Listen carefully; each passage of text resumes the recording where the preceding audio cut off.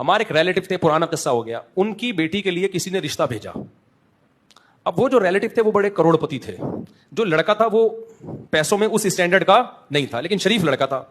تو لڑکی والوں نے ہاں کر دی کہ چلو یار پیسہ نہیں ہے لیکن بندہ کیا ہے, صحیح ہے. تو انہوں نے کہا چلو ٹھیک ہے. اب کیا ہوا کہ جب بھی لڑکی والوں کی لڑکے والوں سے ملاقات ہو, لڑکے کے ابا بار بار ایک ہی بات دہرانے لڑکی کے ابا کے سامنے کہ دیکھیں ہم اتنے پیسے والے نہیں ہیں, کائنڈلی ہمارا جو اسٹینڈرڈ ہے نا وہ آپ سے کیا ہے, کم ہے, آپ بڑے کھاتے پیتے لوگ ہیں. تو انہوں نے کہا کوئی بات نہیں, ہم ہیں نا, ہم اپنی بیٹی کو سپورٹ کریں گے, داماد کو ہم سپورٹ کریں گے, کوئی ایسا مسئلہ نہیں. دوبارہ ملاقات ہوئی, کہیں دعوتیں چلتی ہیں نا شادی سے پہلے, پھر کھانے کی میز پہ بیٹھے ہوئے لڑکے والے پھر کہہ رہے ہیں دیکھیں آپ کا اسٹینڈرڈ تو ابھی اتنے کھانے آپ نے 10-20 قسم کے کھانے, یہ تو ہم تو یہ سب افورڈ نہیں کر سکتے, تو ایسا نہ ہو پھر آپ خود سوچ لیں. اچھا خوش بھی ہے رشتے پہ. تو لڑکی کے ابا نے بولا کوئی بات نہیں, کوئی اتنا بڑا مسئلہ نہیں ہے, ہم آپ کا مالی اسٹینڈرڈ کو جانتے ہیں, سب دیکھ کے اپنی بیٹی ہم دے رہے ہیں, کوئی بات نہیں, ہماری بیٹی گزارا کرے گی.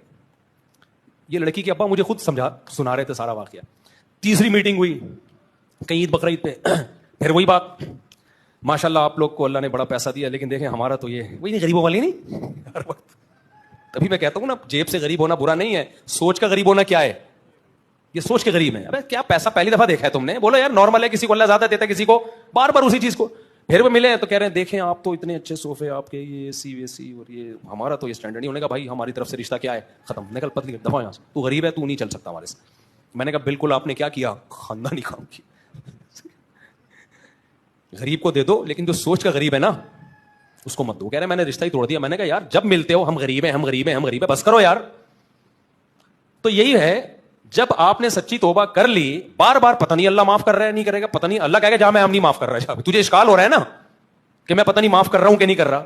میں قرآن میں کہہ دیا کہ جو سچی توبہ کرتا ہے میں اس کے سارے گناہ معاف کر دیتا ہوں. ایک جگہ نہیں درجنوں کا جگہ کہا, اپنے نبی کی زبان سے کہلوا دیا, تائب من الذنب کما لا ذنب لہ, جو گناہ سے توبہ کرے ایسا ہے جیسے گناہ کیا ہی نہیں ہے. فرشتوں کو بھلا دیتا ہوں, سب کچھ کر دیتا ہوں, پھر بھی پتہ نہیں معاف ہو رہا ہے. تو اللہ کیا کہے گا, تجھے ہی اشکال ہے کہ شاید معاف کر کے اللہ نے غلطی کی ہے تو اب معاف نہیں ہوگا. تو یہ بھی جرم ہے. گناہ کر کے جب سچی توبہ کر لی, پھر اس گناہ پہ بار بار یاد کر کے شرمندہ ہونا, یہ بھی کیا ہے, یہ ایک مستقل گناہ ہے. بھول جاؤ اور یہ سوچو میرا گناہ جتنا بھی بڑا ہے اللہ کی رحمت کو کراس نہیں کر سکتا. اللہ کی رحمت سے بڑا تھوڑی ہے بھائی. حضرت حکیم اختر صاحب رحمہ اللہ تعالیٰ فرمایا کرتے تھے, بڑی خاندانی بات, کہتے تھے جو آدمی گناہ سے سچی توبہ کر لے اور پھر بھی اس کو یاد کرے نا, صورتاً تو وہ تواضع ہے اس کے اندر, کتنا متواضع ہے, گناہ کو یاد کر کے رو رہا ہے. فرمایا حقیقت میں متکبر ہے, کیونکہ وہ اپنے گناہ کو اللہ کی رحمت سے بڑا وہ اللہ کو چھوٹا سمجھ رہا ہے.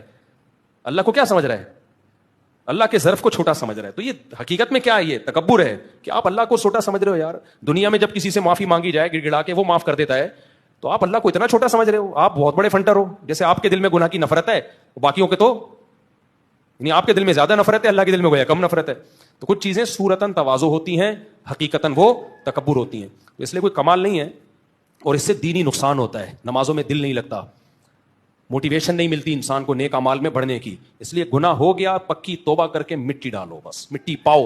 بلکہ اس سے بھی آگے دوبارہ ہو گیا, دوبارہ وہی پروسیس, پھر سچی توبہ کر کے مٹی ڈالو. پھر اگر ہو گیا مایوس نہیں, پھر اگر ہو گیا دوبارہ اسی طرح سے رو دھو. رونا نہیں آتا, رونے کی شکل بنا لو. اللہ کہتے ہیں شکل بھی قبول کر لوں گا.